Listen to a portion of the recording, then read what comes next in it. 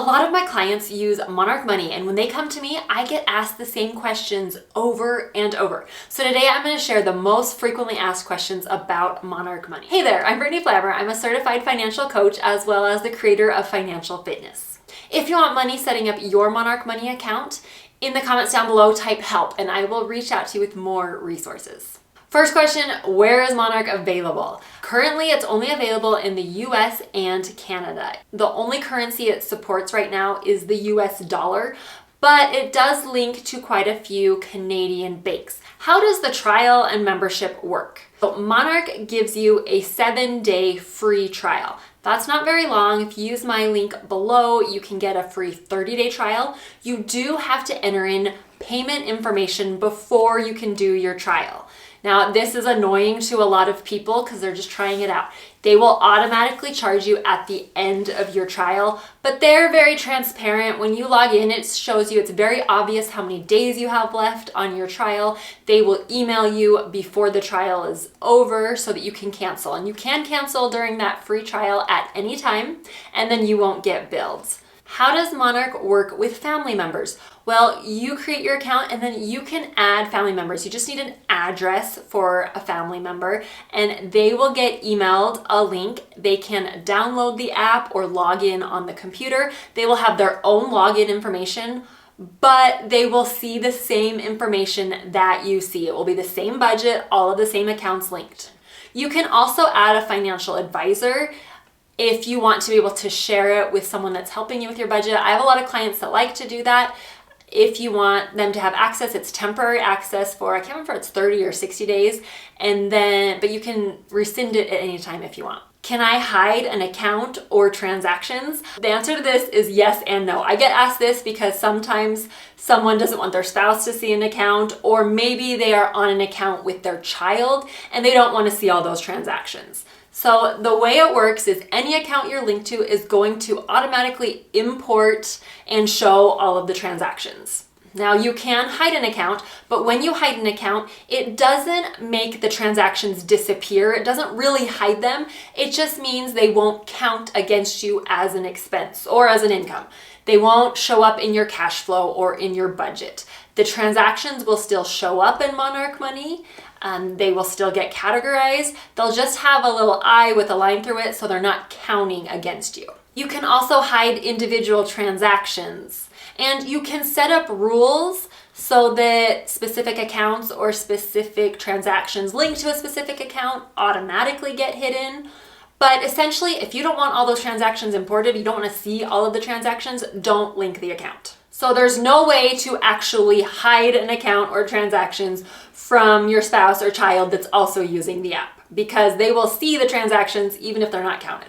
The next question I get asked about transactions is, when should I hide a transaction?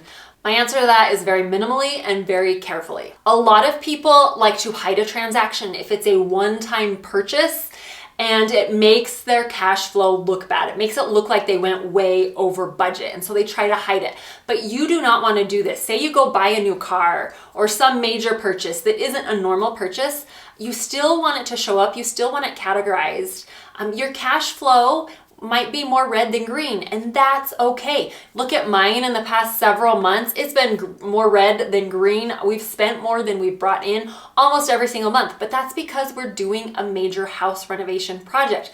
But we had the money saved, so it's okay. We want it to be accounted for so that when we do a report or look back at where we spent our money or how much we spent, we want it to be accurate so that we can plan for the future. Most of the instances when clients will hide their accounts is when they're on an account with a child and they don't want it to count towards their budget, but they still want to see what their kid's spending their money on. That way they still see all the transactions, but they don't count against their budget. Can you have a second budget? Maybe you and a spouse each want to have your own budget, or you have your personal budget and a business budget. The answer to this is no. You only get one budget. Kind of a bummer. I know a lot of people would like to be able to have more than one budget, but you only get one. Most budgeting apps only allow you to do one budget. Tiller is the only one that comes to mind at first that lets you do up to 5, but most of them only let you do one. Where do I get started? There are so many awesome features with Monarch Money, it can be a little bit overwhelming. I've got a video showing you the very first basic steps for getting started. I've also put together a simple course going through all the steps. If you're interested, type help in the comments down below and I'll share the link to that course. Does Monarch reflect exactly how much money I have in my account? Once again, the answer is yes and no. Once you've linked an account, when you go to the accounts tab, it is going to show you exactly how much is in that account, what your balance is. But if you go to the budget tab, which is where most people are handling their budget, it will not necessarily reflect how much is in your account. The budget is a plan for where your money will go, and then the actual is how much you actually earned, how much you actually spent. It doesn't always go according to plan. In fact, most of the time it doesn't go according to plan. The point of the budget is to train yourself to look at your budget, not how much is in your bank account.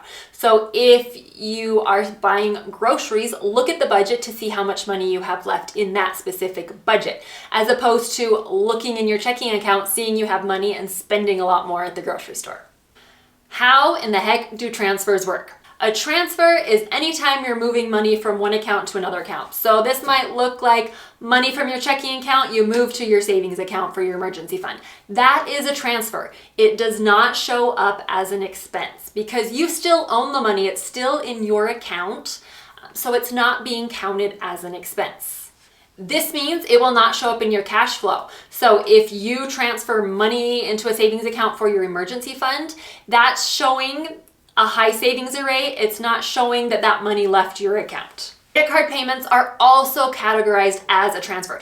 Credit card payments show up as credit card payment, but it's categorized as a transfer, which means it doesn't show money leaving your account. When you pay with your credit card, you categorize that transaction.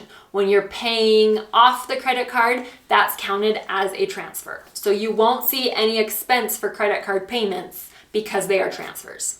And your transfers can be linked to a goal. So if you're trying to pay off credit card debt, or maybe you're trying to save up that money in that emergency fund, you will have two transactions when it leaves your checking account, when it goes into the savings account or into your credit card account. Those will both be marked as transfers, but you can link a transfer to your goal. FYI. How should I handle returns or refunds? The simplest answer is to put it back in the original category. For example, you went to Old Navy and spent $100. That $100 would be categorized from your clothing or whatever category. When then you maybe return one of the shirts and you get $20 refunded to you, you don't count that $20 as income. That's $20, it just gets categorized as clothing. So it will reflect that you've spent $80 in clothing. Should I link my Venmo account? Well, it depends on how often you use Venmo.